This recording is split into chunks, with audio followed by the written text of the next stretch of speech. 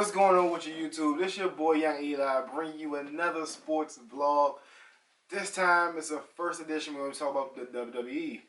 So to kick it off, we're going to go talk about the Nxt Takeover Brooklyn event that's happening tonight. I'm so pissed. I'm going to miss both of the events. I'm going to miss NXT tonight and I'm going to miss Summerslam tomorrow. But good thing I have the WWE Network, so I'll be able to watch it Monday. It's nothing like watching it live, but hey man, gotta get this money, man. Work calls. So to kick off NXT Takeover, you got Apollo Crews debuting, aka Uwa Nation. I'm so eager to see what this young man can bring to NXT. Guys, I think NXT has fallen off a little bit since I started watching. I think I started watching like when Neville had the belt, like right when Neville was passing the belt to Sami Zayn. So, you know, it's starting to fall off. Like, people are getting called up, they're losing people. So it's starting to lose a little bit of its luster. So hopefully Apollo Crews can bring some life back into NXT. He's debuting against Ty Dillinger. Of course he's going to win this match. He's going to win his debut. But I'm eager to see what the guy's going to bring. Next match, you got Eva Marie getting repackaged. They put her in training. Trying to revive her career. She's going against Carmella. Another match I think their little beloved superstar is going to win. Eva Marie, I think she's going to win this. Try to get her back over with the crowd and get her back on the track as wrestling, put her back up to the main roster eventually. Next up, you have a Fatal 4-Way. And you have to excuse me, I haven't been watching NXT as much because I've been grinding on YouTube. And also I've been working, so I haven't been watching NXT. But you have a Fatal 4-Way match with Charlotte, Becky, Emma, and Dana Brooke. And I'm assuming this may be like a #1 contender type match, maybe official, unofficial. But Charlotte and Becky, great competitors, great wrestlers, but they're on the main roster, so I don't really see them winning this matchup. So that leaves us with Emma and Brooke. I think Emma is going to win, but I want Brooke to win. Emma, I just don't really see it with her. She's just, I don't know, she's just not really that good.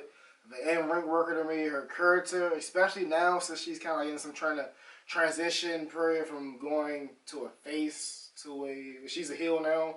I don't know, the heel role really isn't working for her, to me, anyway.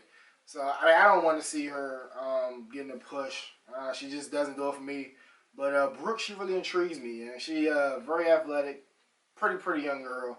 She has some nice moves. She's new. She's still rough around the edges, but she's a freak. She's an athlete, man. And I see a lot of potential in her. So I really wish she would win this and get a push to challenge the women's champion later down the road. But moving along, 8-man tag team match. I don't know how this came about. Like I said, I haven't been watching NXT, but I am going to catch back up. It's an 8-man tag team with Ryder, Mojo teaming with Enzo and Big Cass, and they're taking on a team of Jordan, Dash, Gable, and Dawson. Don't really care too much about this match. I do love Enzo, I do love Big Cass, so hopefully they win. Mojo and Ryder are okay. Don't really care about the other team at all. Couple good workers, but nothing really that I really care about. I don't really like any. I really like too much. So hopefully the team of Enzo, Cash, Mojo, and Zack Ryder pull this out. Next match, you have a tag team championship match with the Vaudevillains and Blake and Murphy. And I will say this. I started like the team of Blake and Murphy. At first I didn't like him too much. Like say, you can tell it's a team they just formed. But Blake and Murphy, they got some nice teamwork, some nice continuity. They do like nice moves together. They work feet off each other, and I like the addition to Alexa Bliss to their little stable.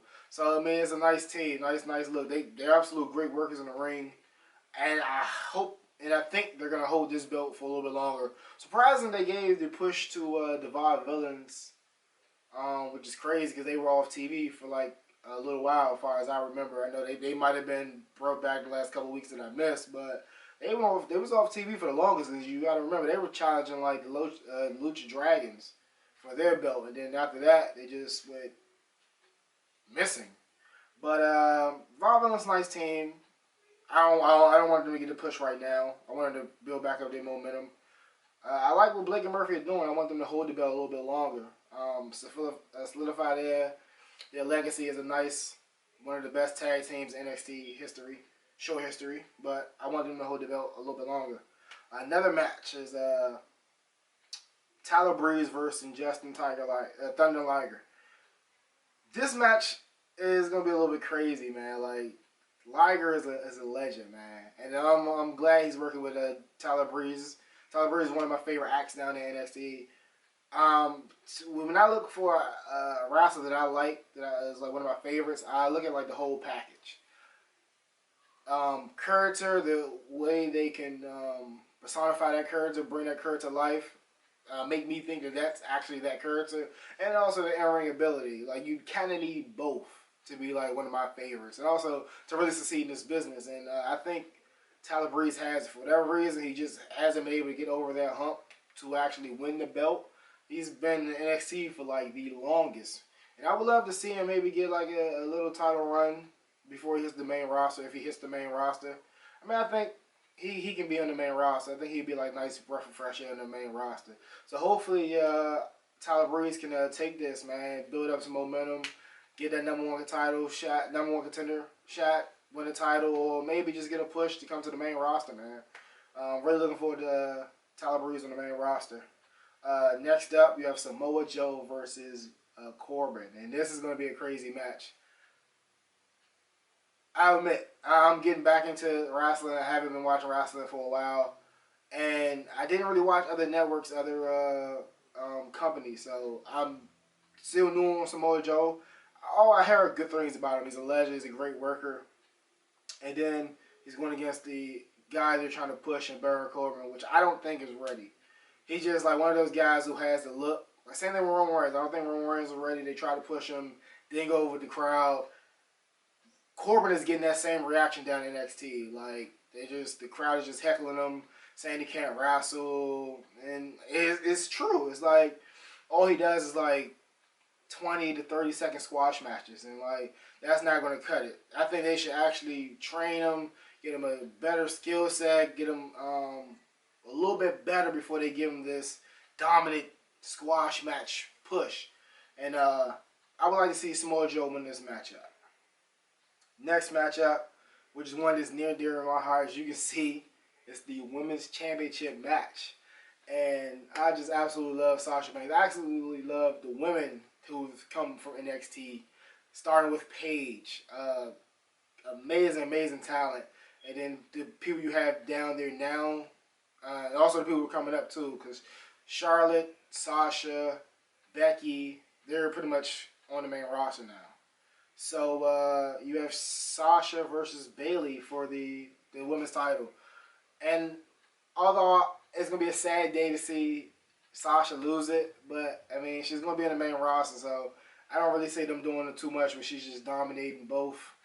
So I think she's going to probably drop the belt to Bayley. And I won't say rightfully so, but I think Bayley deserves it. Bayley's a great worker, great person. I wish she can come up to the main roster, but like, you take too much from NXT and bring to the main roster, you're going to leave NXT with skin and bones. So hopefully she can take this as a chance to flourish, build her character, build her following up so she can be ready to come to that main roster. And she's been having like a little bit of bad luck with injuries. Hopefully she can get that under control, stay healthy, and flourish in this company, because I think she's going to be a star. She's going to be a nice addition to what Stephanie McMahon and whoever else is the creative is doing with the women's division now on the main roster. Bayley's going to be a nice addition to that. There's a star-studded cast up there with the women's, and Bayley's going to fit right in. But I do see Bayley taking this. I think it's time for Sasha to drop the belt, build Bayley up, and also she's on the bigger and better things. Sasha's on the bigger and better things. Being a legit boss on the main roster. So I see Bayley taking this belt. And the main event, Finn Balor versus Kevin Owens in a ladder match. This is going to be a barn burner. Both of these are great workers. I cannot wait for Finn Balor to come up to the main roster. Can you imagine his WrestleMania entrance? Oh my, that is going to be sick, man. That guy is nice. I learned about Finn Balor when I was playing WWE 2K 15, and you know they have like community creations, and I kept saying people make this guy.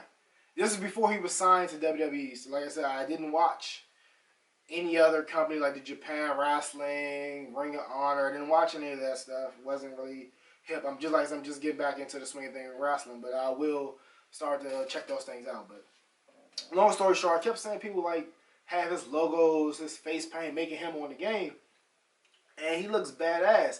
So I'm not sure if you guys have seen his stuff before.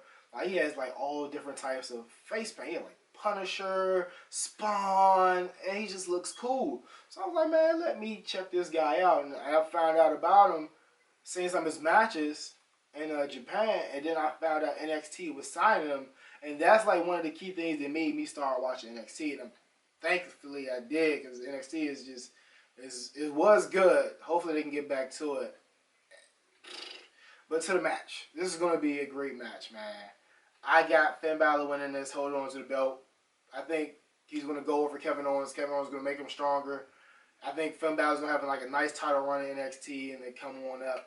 Like, this is going to be a ladder match. So this is going to be a nice, crazy, long, drawn-out match. And hopefully it's going to be as good as it should be with both of these guys. Both of these guys are great workers, man. Kevin Owens isn't going to go down without a fight.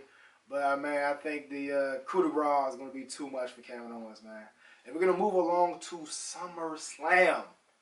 Oh, man, I can't believe I'm missing this, man. And on SummerSlam, man, you have a fatal four-way for the tag team titles. You have the Primetime Players, who are the champions. You have the Lucha Dragons, which is my favorite, who I wish could win this matchup. Los Matadors, don't really care about these guys. And New Day, who actually won me over. It's crazy. Like, when they first introduced that gimmick, it was like so terrible. But then they fed off the crowd, and they turned it around, and like they become one of my favorites. Like I said, I like the courage aspect of it. They're pretty good in-ring workers. Like individually, I don't care too much about them, even though they're good workers. I probably care the most about Kofi Kingston because I like his spots and his athleticism. But like I said, individually, I don't really care too much about them. As a group, they're great though.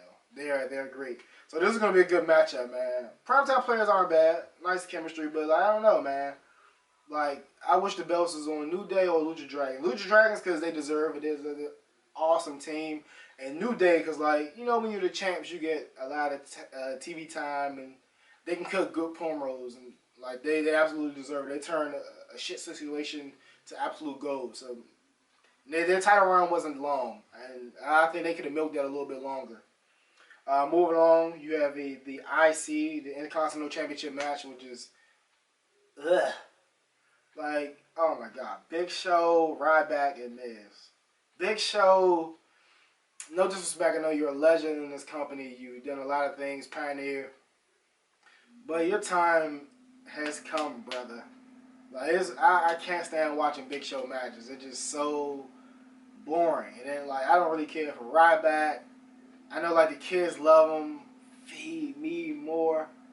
I don't want to do more. I am tired of Ryback. And The Miz. I like The Miz. Like I said, the way I like Curtis is weird. Like, he's a total package. He can work in ring, and his persona, his character, his promos are great. Like, he is absolutely funny. Like, I hope Miz can win this, but I do see Ryback holding on to it. I think they're gonna give Ryback this push. He might deserve it. Like I said, I wasn't really watching wrestling back then, but like his work now, I'm not impressed with it. I'd rather see Miz with it. This match breaks my heart. Next match, tag team, Bray Wyatt and Harper versus Roman and Dean. Why I say it breaks my heart? Because you have so much talent in this matchup, and then you're just putting him in dumb situations. Like, you can do so much with these guys.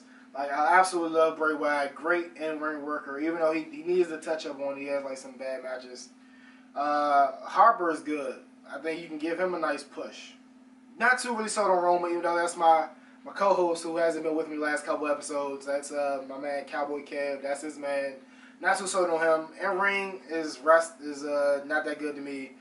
On mic is terrible. Even though he's getting better at both, but I still don't think he's there. But Dean Ambrose is a bona fide star, and I think they should push him. It's crazy. Like, he went from almost winning the title into this crappy matchup. I'm not gonna spend too much time on it, so I'm going to the next one, man. And then this one, another matchup. Even though I don't really care too much about the talent that's in here except for Neville. You have Stephen Amell and Neville versus Stardust and King Bird.